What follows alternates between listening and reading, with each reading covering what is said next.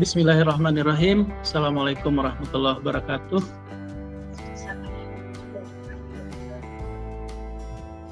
Selamat pagi menjelang siang. Ini karena mata kuliah kita ini mata kuliah produktif, kita diminta menghasilkan sesuatu dan penelitiannya juga menghasilkan sesuatu.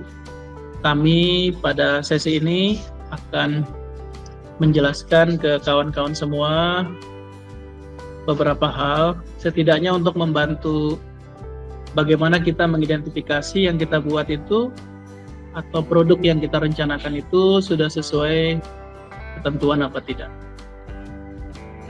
Nanti mohon list pertanyaan ini yang sudah kami buat sekaligus dijawab oleh teman-teman supaya kami punya gambaran yang sudah dihasilkan itu apa saja, kemudian sudah sampai tahap mana dan seterusnya. Karena kita mengembangkan sesuatu, tentu di bagian awal kita perlu tahu apa nama produk atau perangkat yang sedang kita kembangkan. Jadi di bagian awal kita perlu tahu yang dikembangkan itu namanya apa. Jadi kalau bikin e-modul, e-modulnya apa? Kalau bikin alat, nama alatnya apa? Kalau bikin perangkat, nama perangkatnya apa? Seperti itu. Kita diminta ketika menyusun nama-nama ini memastikan bahwa nama yang kita berikan itu jangan aneh-aneh ya. Nanti Mas Alek beri namanya aneh-aneh ya, mengingat kesan kemarin jalan-jalan itu. Kemudian nama yang kita berikan itu mudah diingat, jangan nanti spellingnya, ejaannya itu agak susah disebut. Nah itu tentu mempengaruhi proses memberi nama. Jadi nama itu harus jelas dan mudah diingat. Itu bagian yang pertama. Kemudian yang kedua, ketika kita mengembangkan sesuatu, perlu tahu tujuan pengembangannya itu apa. Apa tujuan pengembangan yang kita lakukan, apa tujuan pembelajaran yang ingin dicapai dari produk atau perangkat yang kita kembangkan itu. Tujuan bikinnya apa? Nah, itu kan kita perlu tahu. Jangan sampai buat sesuatu tapi tidak jelas tujuannya. Kemudian yang ketiga, teman-teman semuanya diharapkan memberi informasi materi yang dibahas atau materi yang terkait produk atau perangkat itu apa, materi apa dia. Jadi kita perlu memberi informasi ini termasuk mengapa materi tersebut penting untuk dipelajari. Jadi materi, kita kalau bikin e-modul kan ada tema-tema apa, materi apa, itu perlu disebutkan. Termasuk tadi informasi mengapa materi ini penting untuk dipelajari. Kita harus memastikan bahwa materi yang kita kembangkan itu relevan dengan tujuan pembelajaran, relevan dengan kurikulum yang ada di sekolah itu. Jadi kalau misalkan teman-teman penelitiannya di kurikulum di sekolah yang kurikulumnya 2013, ya sesuai dengan kurikulum itu. Jadi kalau misalnya ada sekolah yang sudah menerapkan kurikulum merdeka, kita harus pastikan bahwa produk atau perangkat kita sesuai dengan kurikulum merdeka. Kemudian yang keempat yang harus kita jelaskan, bagaimana cara kerja dari produk atau perangkat ini. Jadi kalau kita bikin sesuatu, tentu ada cara kerjanya seperti apa. Supaya bisa dimanfaatkan, kita perlu sampaikan ke pihak lain, itu cara menggunakannya seperti apa, ada fitur-fitur utamanya apa saja. Jadi kalau dia bentuknya software, ada fitur-fitur apa, fitur ini fungsinya apa, cara menggunakannya bagaimana, dan seterusnya. Kita akan mendorong siswa-siswa kita atau penjelasan untuk kita semua terkait dengan alur ini agar mereka bisa menggunakan produk itu untuk keperluan pembelajarannya dengan baik. Jadi jangan sampai ada fungsi yang kita sudah buat tapi ternyata mereka tidak tahu bahwa itu fungsinya seperti itu. Kemudian di aspek yang kelima, karena ini nanti produk yang digunakan untuk keperluan penelitian paling tidak, kita perlu tahu kelebihan produk atau perangkat pembelajaran yang kita buat dibandingkan produk atau perangkat lain yang sejenis. Itu bisa berdasarkan teori-teori yang kita baca. Jadi yang kita buat ini seperti ini karena apa? Kelebihannya apa saja? Tentu kalau kita belum melakukan uji coba, kita belum tahu ini. Sehingga di tahap ini, di tahap sekarang, kita bisa mengambil kelebihan atau keunggulan dari rencana produk itu dari teori-teori yang kita baca.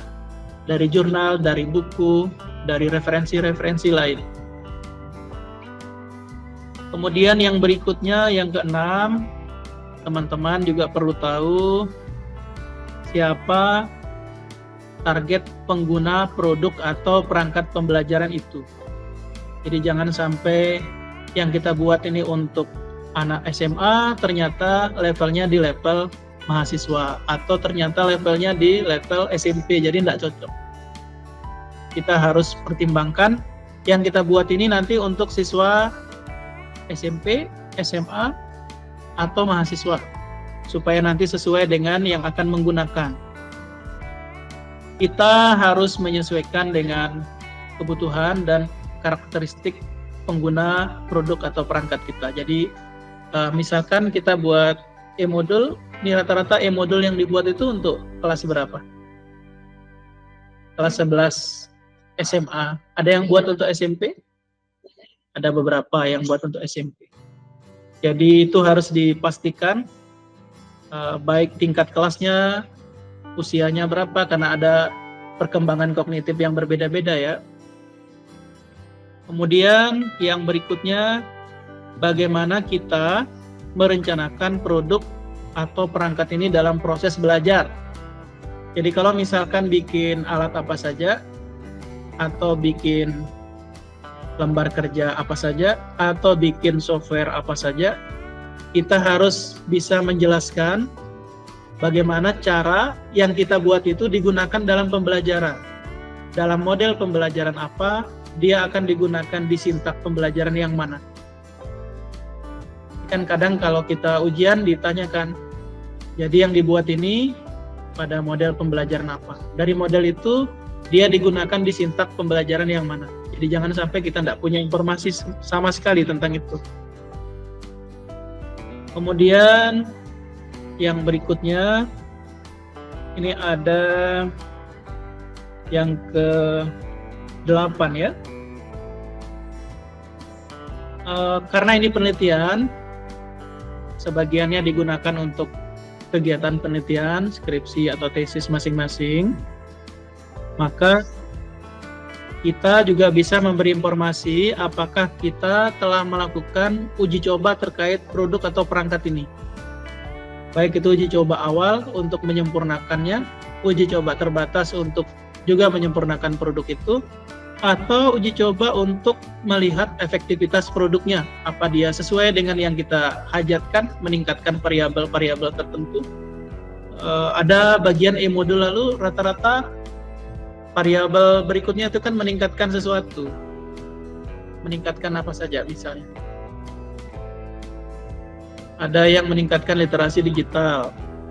Yang lain, kemampuan pemecahan masalah,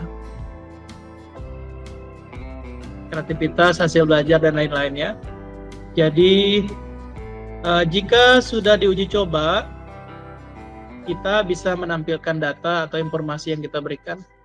Bagi yang sudah validasi bisa menampilkan hasil validasinya, karena itu bagian dari tahapan. Jika belum, ya disampaikan sampai tahap mana sekarang. Kemudian yang ke-9 ini terkait dengan kendala. Apa ada kendala yang kita hadapi saat kita mengembangkan produk atau perangkat ini? Perangkat pembelajaran maksudnya ya. Jadi jika ada kendala, cara kita mengatasinya seperti apa? Ini juga perlu diberi informasi kepada kami pembaca atau kepada audiens lain. Kita bisa berikan informasi proses pengembangannya seperti apa, kendala-kendala yang muncul bagaimana, kalau ada kendala, cara kita menyelesaikannya seperti apa. Jika ada kendala ini karena kemarin ada kendala kita variasinya tinggi ya. Jadi kemarin dari yang judulnya belum fix, yang pilihan aplikasinya masih dipertimbangkan, pilih aplikasi apa. Ada yang sekolahnya mungkin berubah-berubah, lokasi tempat uji cobanya. Mungkin ada perubahan dari garam menjadi keris. Jadi karena temanya kan beda-beda tiap orang. Kemudian yang terakhir, apa rencana pengembangan produk atau perangkat ini ke depannya? Ini terkait dengan tindak lanjutnya seperti apa? Apa ada rencana untuk menyempurnakan? Kalau ada fitur-fitur yang perlu ditambahkan, fitur apa? Kalau misalnya ada halaman yang perlu ditambahkan atau dikurangi, kalau ada gambar-gambar atau video yang perlu disisipkan, atau mungkin di tahap terakhir itu kan ada distribusi produknya seperti apa. Jadi kalau 10 pertanyaan ini bisa dijawab, maka kita sudah memberikan gambaran yang detail terkait produk kita masing-masing. Jadi ini sebenarnya tahapan kita menggambarkan apa yang kita buat sebenarnya. Jadi apa, bagaimana, sampai masalah dan tindak lanjutnya seperti apa. Jadi kalau ini sudah diberikan, maka insya Allah yang digambarkan, siapapun nanti yang baca, sudah bisa tahu yang kita buat ini ternyata seperti ini. Menggunakan aplikasi ini. Kendala-kendala kalau bikinnya seperti ini. Cara menyelesaikannya ada 1, 2, 3 dan seterusnya. Nah, saya pikir ini bagian penting untuk teman-teman yang mengembangkan sesuatu, yang menggunakan penelitian pengembangan, karena di penelitian pengembangan kan harus ada produk. Harus ada produk yang dihasilkan, baik itu betul-betul baru atau modifikasi dari produk yang sudah ada. Berikutnya kami persilakan teman-teman kalau ada pertanyaan, mohon menyebutkan nama dan nomor induk mahasiswa. Boleh nama dan afiliasinya kalau beda ya. Silakan. Nama saya yang kedua E023 1004. Sampai NIM-nya sendiri lupa. Silakan. Ini Pak yang saya tanyakan, kan saya membuatnya itu ILKPD. ILKPD. Oke. Nah, bagian akhir ILKPD itu kan terdapat di dalam ILKPD yang saya buat itu nanti kan ada beberapa video, kemudian ada link artikel. Ada link artikel, kemudian dari itu juga. Nah itu kita juga harus menaruh daftar pustaka dari video dan artikel-artikel yang kita masukkan di ILKPD yang kita buat. Oke. Ini dimasukkannya di bagian di ILKPD maksudnya atau di dalam dokumen? Pertanyaan kedua? Ada satu lagi, Bu Galuh.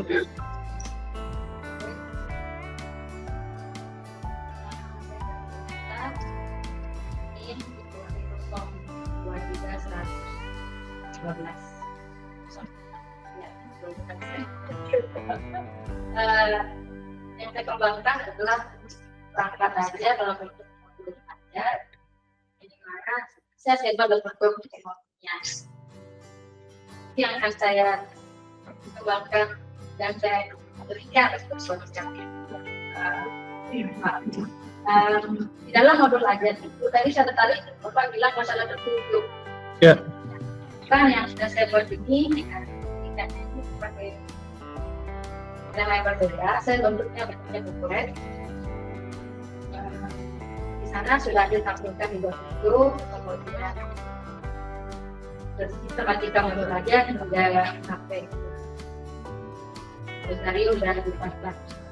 Biasanya kan waktu tunjuk karena kalau kita tidak menonjolkan elektronik, tapi tanyakan adalah apakah di modul tersebut perlu kita berikan tunjuk penggunaan modulnya, kemudian tunjuk penggunaan itu proper. Kita mikirnya begini Pak, ada dua petunjuk penggunaan modul sendiri dalam menggunakan aplikasi, yang kedua petunjuk untuk usernya sebagai guru dan sebagai siswa. Nah, apakah di dalam modul tersebut ketika misalkan itu kan modul belajar yang biasanya dipersiapkan untuk guru, tapi di sana kan ada KPD yang artinya itu. Baik, pertanyaan saya tentang apakah kita perlu menampilkan petunjuk usernya baik untuk guru maupun untuk siswa. Sudah Bu?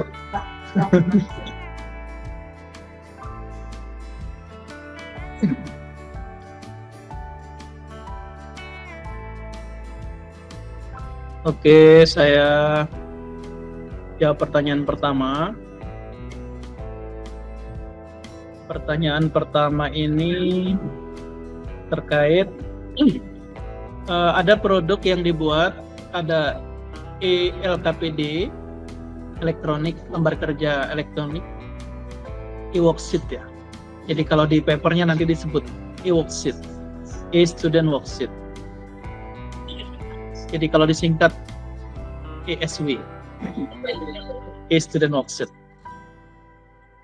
Di dalam lembar kerja itu ada beberapa gambar, video, juga ada beberapa artikel. Karena itu ada karya pihak lain dan kita gunakan untuk keperluan ilmiah, maka saran saya diberikan sumber daftar pustakanya dengan pengelompokan sendiri-sendiri. Jadi nanti ada reference yang dari buku, jurnal, artikel, konferen, dan lain-lain seperti referen pada umumnya. Kemudian beberapa video, yang video sendiri bisa dibuat video 1, 2, 3, ada link dan keterangan-keterangannya. Kemudian untuk yang gambar nanti bisa dikelompokkan sumbernya, ada gambar apa, sumbernya macam-macam, dikasih keterangan. Karena kalau digabung jadi satu dia akan kurang bagus, akan mengganggu keindahan penulisan reference. Untuk kemudahan diakses juga sebaiknya dia bergabung jadi satu sesuai kelompoknya masing-masing. Jadi kalau yang bentuknya video sesama video, yang bentuknya artikel, buku mungkin bisa digabung seperti referen pada umumnya di dokumen. Kemudian yang gambar bisa dibuat gambar tersendiri. Jadi saya sarankan itu, khawatirnya kalau tidak disertakan seolah-olah nanti dokumen itu, video itu semua dari kita, padahal tidak begitu. Jadi kita hindari hal-hal yang tidak perlu pada waktunya. Mungkin nanti kalau sekarang mungkin tidak jadi masalah, khawatirnya jadi masalah pada waktu yang lain yang tidak kita duga-duga nanti ya. Kemudian untuk pertanyaan kedua dari Bu Galur terkait perangkat ajar atau modul ajar terkait petunjuk ya. Petunjuk ini sebaiknya diberikan dengan informasi calon penggunanya siapa. Jadi kalau misalkan itu untuk guru, tentu ada petunjuk penggunaan versi untuk guru. Karena ada hak aksesnya beda-beda biasanya. Kalau dia guru, ketika ada pertanyaan, model buku panduan guru, kalau ada LKS ada panduan guru, di situ ada informasi jawabannya, rubrik penilaiannya, dan seterusnya. Tentu petunjuk yang sama tidak bisa diberikan ke siswa. Jadi jangan nanti ada soal ada contoh latihan, ada jawabannya juga diberikan, jadi malah tidak sesuai sasaran. Petunjuk untuk siswa itu diberikan untuk kemudahan mereka menggunakan apa yang kita buat. Bagaimana dia menggunakan tahap-tahap tertentu, bagaimana dia mengakses kalau misalnya ada latihan, kalau ada kuis, kalau ada evaluasi-evaluasi yang lain, sehingga dia bisa memberikan respon, umpan balik sesuai yang kita harapkan dari tujuan pembelajaran itu. Jadi sebaiknya ada, kalau misalnya itu produk, kalaupun tidak wajib ada, kadang kita bisa menyampaikan secara lisan, karena ini bagian dari dokumen ilmiah, sebaiknya terdokumentasi. Jadi kalau misalkan saya wawancara siapa saja dari kita untuk keperluan penelitian, itu kan pedoman wawancaranya pun dibuat. Ada pedoman wawancaranya. Kita akan tanya apa-apa. Kalaupun ada juga dari list pertanyaan itu yang spontan akan kita sampaikan karena tidak terdaftar di situ. Kita tidak ingin terlalu kaku juga kan ketika bertanya itu. Jadi pedoman itu, petunjuk itu dibuat sebagai gambaran umum sehingga mereka tidak salah mengikuti langkah-langkah penggunaan produk yang kita buat. Jadi masalah nanti ada modifikasi dia karena inovasi, kreativitasnya masing-masing, ada yang mengikuti tahapan yang sedikit berbeda, ya tidak apa. Jadi saya pikir seperti itu. Jadi karena pertanyaannya tadi petunjuknya perlu apa tidak, sebaiknya ada. Sebaiknya ada. Mungkin hukumnya sunnah muakkad.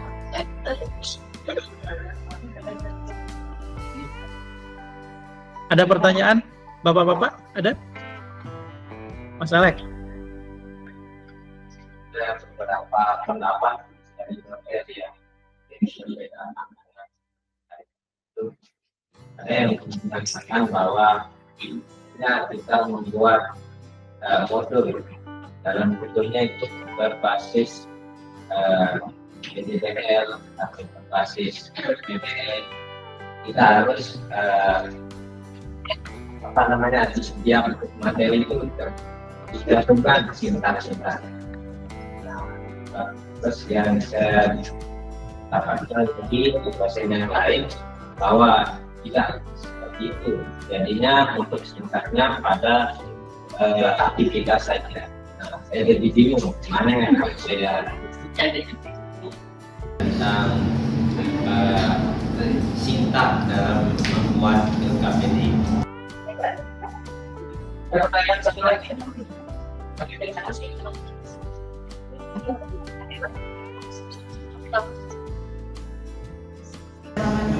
nama saya Rizky Tumuni. Saya ingin bertanya terkait LKPD yang akan saya susun. Nah, di sini saya menggunakan sintak PJBL. Saya ingin bertanya kepada Pak, kan nanti di LKPD-nya itu lebih baik kita taruh sintak PJL-nya itu di setiap pertemuan atau dibagi-bagi gitu. Misalkan di pertemuan pertama dua sintak, di pertemuan berikutnya begitu sampai pertemuan akhir gitu. Menurut Pak, lebih baiknya ditaruh di setiap pertemuan atau dibagi-bagi gitu. Soalnya kan kalau PJBL itu dia menghasilkan produk, otomatis kalau kita taruh di setiap sintaknya di setiap pertemuan, otomatis akan menghasilkan produk yang setiap pertemuan itu juga. Mirip pertanyaannya ya. Alek. Ada lagi yang masih bingung serupa itu?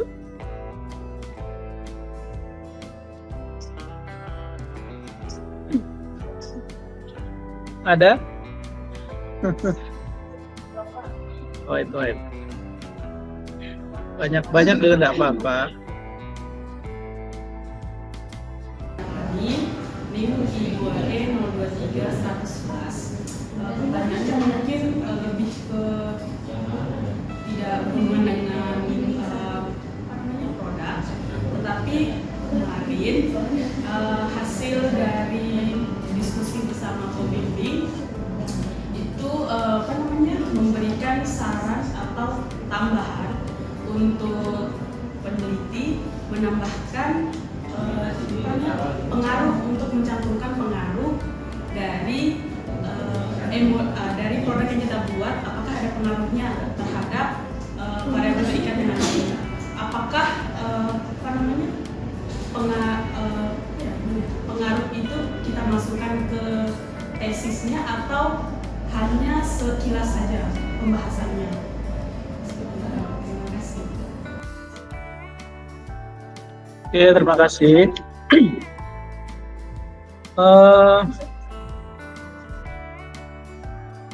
Saya berikan tanggapan, izin memberikan tanggapan pada 3 pertanyaan yang tadi disampaikan dari Mas Alex, kemudian Mbak Umi sama Arafani, Wahyuni Arafani. Yang pertama terkait dengan sintak yang dilakukan. Ini kan kita tadi di antara pertanyaan yang kita jawab itu ada bagaimana cara menggunakan produk yang kita buat itu. Jadi kalau kita sebut pembelajaran itu berbasis produk yang kita buat, pembelajarannya berbasis e-modul yang dibuat, maka di dalam e-modul itu ada sintak-sintak pembelajaran. Kalau e-modulnya dibuat berbasis pembelajaran itu. Jadi kadang kalau kita sebut ada pembelajaran berbasis masalah, tapi e-modul itu diintegrasikan dengan pembelajaran itu, maka sintak-sintaknya ada di dalam e-modul. Jadi tahap identifikasi sampai nanti selesai di akhir. Nah, beda ceritanya kalau e-modul itu digunakan hanya di salah satu sintak dalam model, maka dia hanya dijelaskan digunakan di sintak itu saja. Jadi kedua-duanya bisa digunakan tergantung redaksi judul riset kita. Jadi dia bisa digunakan seluruh sintaknya ada di dalam e-modul itu. Bisa juga e-modul itu hanya bagian yang digunakan di sintak tertentu pembelajaran. Jadi di beberapa riset kita lihat dua-duanya opsi itu ada. Jadi tidak jadi masalah. Terkait dengan pembelajaran yang berbasis proyek, apa produknya harus di setiap pertemuan? Tentu tidak harus juga. Paling tidak durasi pertemuan kita itu kan tidak terlalu lama. Jadi kalau dia menghasilkan produk yang untuk buatnya itu butuh waktu, tentu tidak akan selesai di sesi kelas. Tidak mungkin dia selesai. Sementara ada sintak-sintak yang lain, di antaranya kita menyampaikan tujuan pembelajaran, ada juga di tahap awal itu kita salam, kita juga berikan, kalau diikuti betul sampai kita presensi mahasiswa kita, siswa kita juga ada di tahap itu kan. Jadi kalau misalnya tahap mengembangkan produk itu dilakukan saat dia proses pembelajarannya di kelas, tentu waktunya tidak akan cukup. Sehingga kita bisa memodifikasi, memberi informasi ke peserta didik kita sebelumnya supaya terdokumentasi tahapan-tahapan itu. Ada tahap yang dia harus lakukan di kelas, ada tahap yang kita izinkan dia kerjakan di luar kelas. Sehingga nanti pas sesi ke kelas mungkin ada tahap dia harus presentasi produknya, itu mungkin harus dilakukan yang kita amati, sehingga tahap itu bisa dilakukan di kelas. Karena ada beberapa sesi, mungkin produk kita tidak terlalu banyak. Kalau setiap sesi satu produk, kebanyakan ya, tidak bisa juga seperti itu. Jadi sebagai gambaran di riset kami tahun ini ada pembelajaran berbasis proyek pada salah satu mata kuliah. Jumlah pertemuan mata kuliah itu 16 kali. 16 kali, pertemuan ke-8-nya kita UTS. Pertemuan ke-16-nya kita ujian akhir semester. Artinya masih ada 14 kali sesi pertemuan. Yang dihasilkan tidak 14 produk yang beda-beda. Jadi di perkuliahan itu kami di dalam rencana tugas mahasiswa kami tulis mahasiswa akan menghasilkan 4 produk selama perkuliahan itu. Jadi ada 2 produk sebelum UTS dan 2 produk sebelum ujian akhir semester. Jadi sebelum UTS itu mereka menghasilkan ada video, editing video, karena materinya itu ada salah satunya editing dan produksi video. Sebelum UTS juga ada produk pembuatan website sederhana. Nanti setelah UTS itu kami ada produk membuat game dan simulasi. Sama di akhir nanti ada produk poster edukasi sesuai dengan materi masing-masing. Artinya dengan contoh itu yang kami lakukan, dengan mempertimbangkan secara logis tahapan kita riset, tidak mungkin produk itu dihasilkan di setiap pertemuan kalau dia produknya butuh waktu memang untuk dikerjakan. Jadi baru diajar hari ini, tiba-tiba dia bekerja menyelesaikan itu. Di tahap yang sama dia harus presentasi produk, tentu hampir tidak mungkin dihasilkan. Jadi ada tahapan yang bisa kita rancang, dia mengerjakan sebagiannya di rumah. Kemudian ada tahap lain kita bisa lakukan untuk memastikan bahwa yang dibuat itu memang pekerjaan mereka sendiri. Paling tidak mereka menguasai apa yang dia kerjakan, apa yang dia hasilkan, kenapa buat begitu, dan seterusnya. Jadi saya pikir ini menjawab pertanyaan apa di setiap pertemuan itu harus ada produk. Kemudian tadi pertanyaan ke-3, cukup ya? Tadi Mas Alek?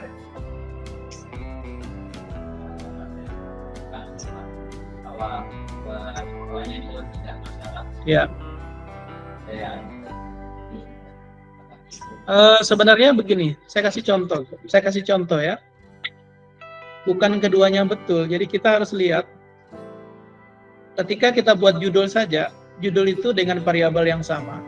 Kalau posisi kata-kata judul itu beda, dia fokus tulisan itu akan beda. Fokus bahasannya akan beda. Jadi kedua pilihan tadi itu betul dalam konteksnya masing-masing. Jadi kalau misalkan saya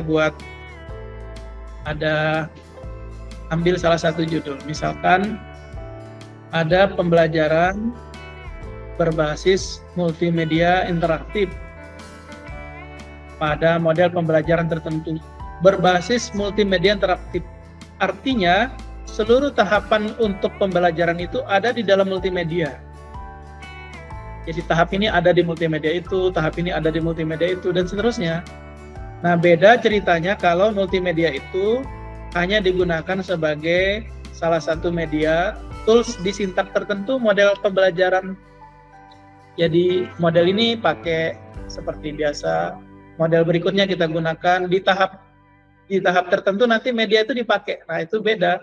Dia hanya digunakan di sintak yang kita sebut saja di rencana pembelajaran. Tidak digunakan untuk semua tahapan. Jadi kalau misalkan dibuat dia berbasis, maka sintak-sintak itu ada dan media itu dipakai di setiap tahapan itu.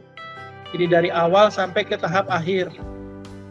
Jadi kita harus bedakan keperluan riset kita, judul kita masing-masing bisa implikasinya beda pada penggunaan produk yang kita kembangkan tadi.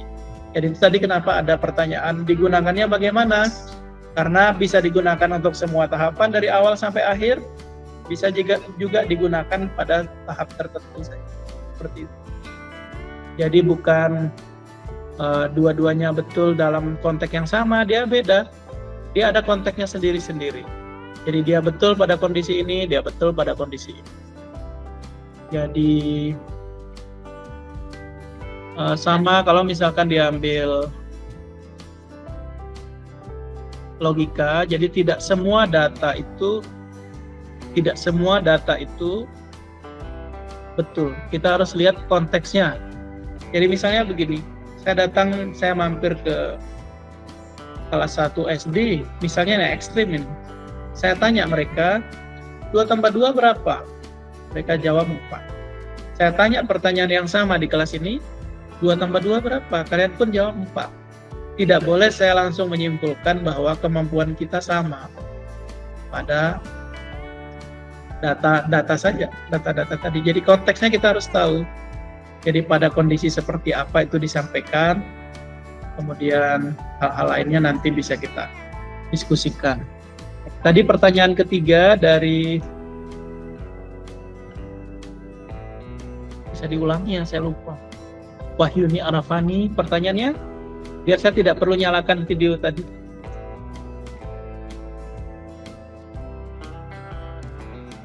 Jangan-jangan yang nanya lupa.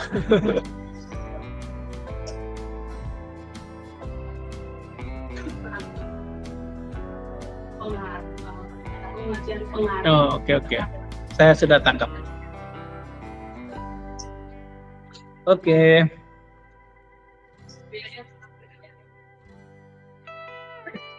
Oke. Saya jawab pertanyaan terakhir sebelum kita keluar. Udah habis waktunya ya.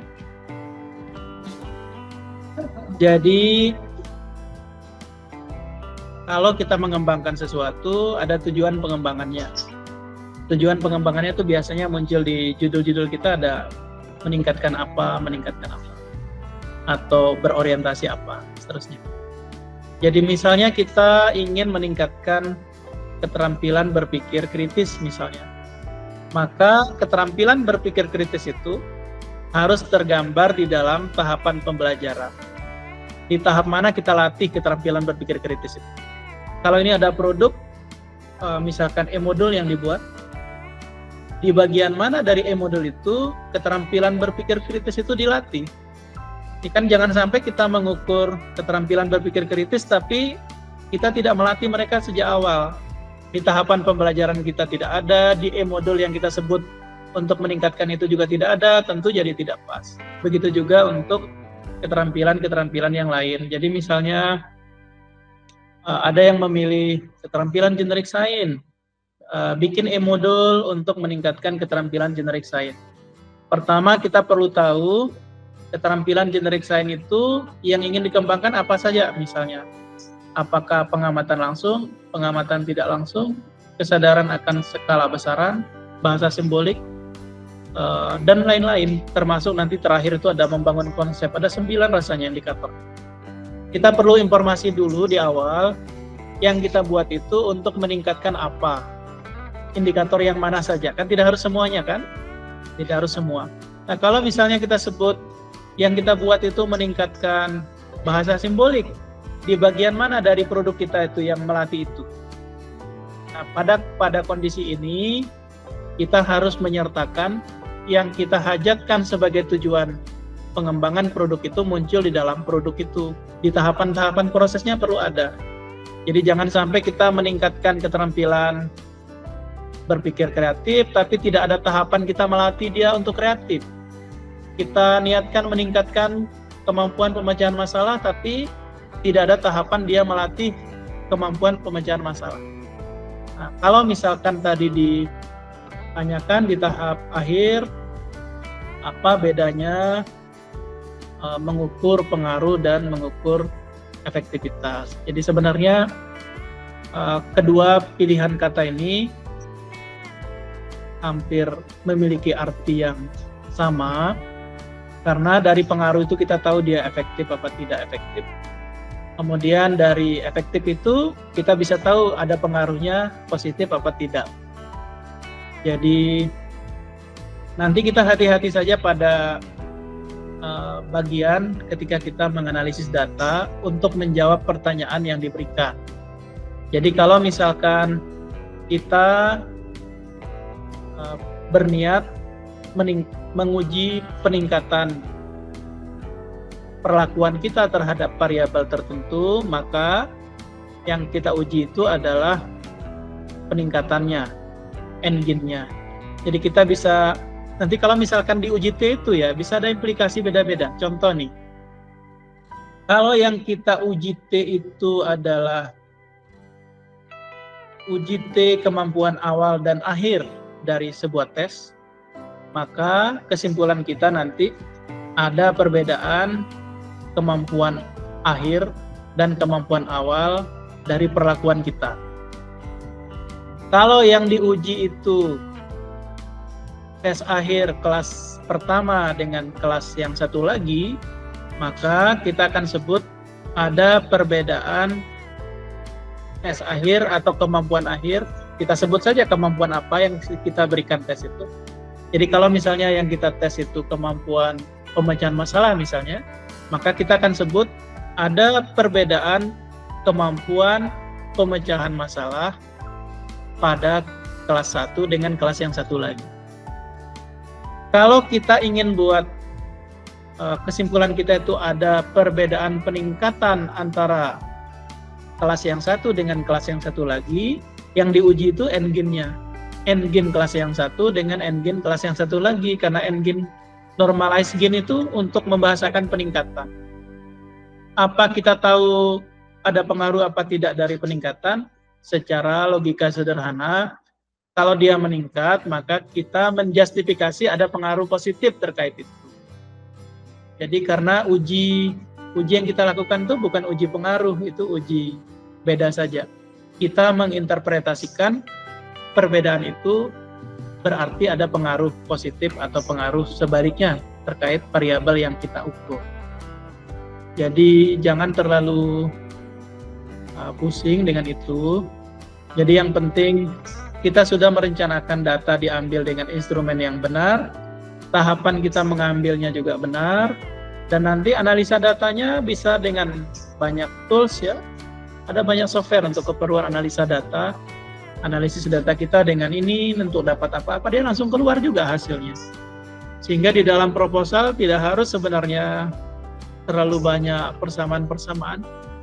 Jadi kalau di proposal hibah itu kami biasanya cukup menyebut mengolah datanya dengan SPSS versi berapa, sudah begitu.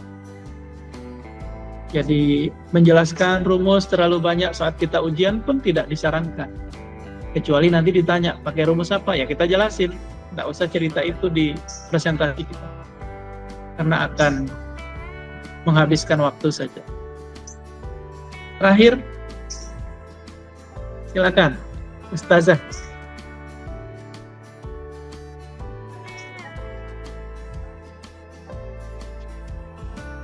Supaya tidak protes dia, kenapa tidak di videoin saya? Warahmatullahi wabarakatuh. Perkenalkan, nama saya Nurul Hidayah. Langsung saja Bapak, terkait pertanyaan dari Mbak Fani juga tadi, yaitu uji pengaruh, apakah perlu kita menggunakan kelas kontrol dan eksperimen untuk penelitiannya? Karena kan kita melihat pengaruhnya gitu. Apakah kita perlu menggunakan kelas kontrol dan eksperimen?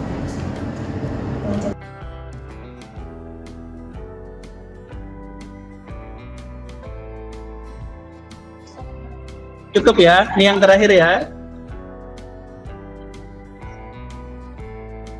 Jadi pertanyaannya Mbak Nurul Hidayah, apakah kita cukup menggunakan satu kelas atau boleh banyak kelas? Mungkin kurang kerjaan mau kelasnya banyak, 10 kelas itu. Jadi untuk mengetahui sesuatu berpengaruh apa tidak berpengaruh, tidak ada indikator kalau kelasnya banyak kemudian pengaruhnya lebih bagus, ya kan? Jadi kenapa quick count itu tidak mengambil semua TPS supaya dia dapat data? Ya namanya quick count, dia ingin merilis hasilnya secepat mungkin, dengan waktu seefisien mungkin, dengan sampel sesedikit mungkin. Hasilnya kurang lebih mirip. Jadi kalau misalkan menunggu hasil tuntas, ya bukan quick count namanya kan, tidak quick dia. Jadi kita untuk, mungkin analoginya serupa itu, untuk mengetahui pengaruh sesuatu, kita bisa menguji dari satu kelas. Saya mengizinkan ada mahasiswa yang menguji pengaruh dari satu kelas saja.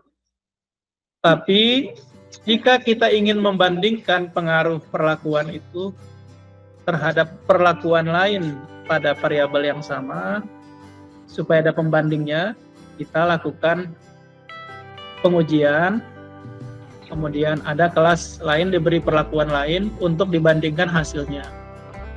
Nah, itu misinya berbeda. Jadi ini diuji, dikasih perlakuan yang kita rencanakan, ini dikasih perlakuan lain, nanti dibandingkan. Bisa juga supaya pengujian itu lebih cukup untuk digeneralisasi, datanya representatif untuk dibahasakan. Mungkin ada kelas tertentu yang jumlahnya terlalu sedikit, sehingga kita minta ada satu kelas lagi untuk diberikan perlakuan yang sama, dua-duanya diukur. Ini kan bisa-bisa saja ini diberi perlakuan, ini diberi perlakuannya sama, hasilnya bisa sama, bisa berbeda, ya kan? Jadi dulu saya ingat ada salah satu mahasiswa kami ketika pengujian, karena inisiatif yang bersangkutan, Pak, kami nanti mengujinya itu ada 2 kelas ini kami beri perlakuan dengan model ini, nanti satu kelasnya dijadikan kelas kontrol. Ya, kami izinkan, silakan dilakukan. Itu nanti bisa dicari, ada tesisnya Rabiatul Adawiyah. Dulu dia bikin e-book ya. E-book itu sepertinya orang yang tesis e-book pertama di prodi kita. Nanti bisa dicari. Ada juga beberapa jurnalnya bisa dicek. Salah satunya dulu terbit di jurnal internasional Q2 yang di Jerman. Ijat namanya dulu. Tapi sekarang sudah discontinued ya. Jadi kalau mau cari publikasinya masih ada, bisa dicek. Dia beri perlakuan di beberapa kelas, lebih dari 1. Bisa juga misalnya kalau mau dibandingkan, ini ada kelas diberi perlakuan lengkap dengan model dan e-modul.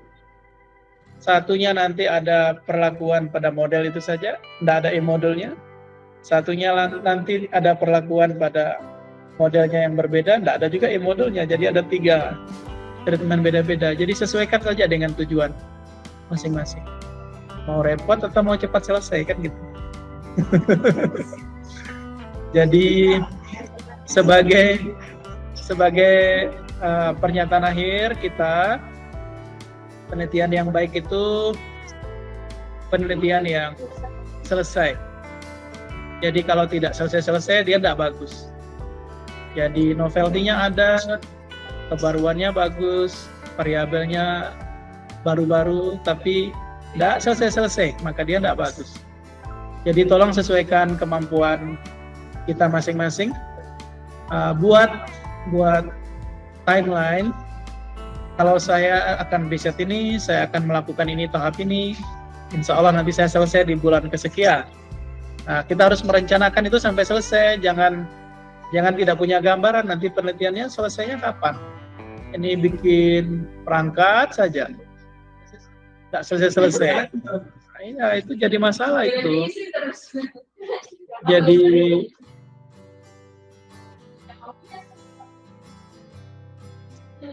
kami beberapa mahasiswa yang datang itu kita sampaikan, ini yang akan diusulkan dia bisa kerjakan sendiri apa tidak, supaya aspek ketergantungan pihak lain itu kita kurangi.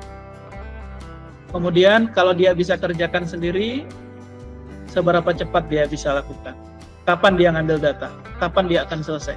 Nah, tanyakan itu supaya tergambar dia kalau misalkan melakukan itu, oh dia akan selesai kapan. Jadi jangan sampai bikin sesuatu tidak tahu dia selesainya kapan. Jadi mudah-mudahan tesis kita semuanya lancar, riset-risetnya lancar, karena banyak faktor non teknis ya di tahap. Kadang kita rajin, ada yang kendala-kendala yang tidak kita duga. Jadi banyak-banyak sedekah lah.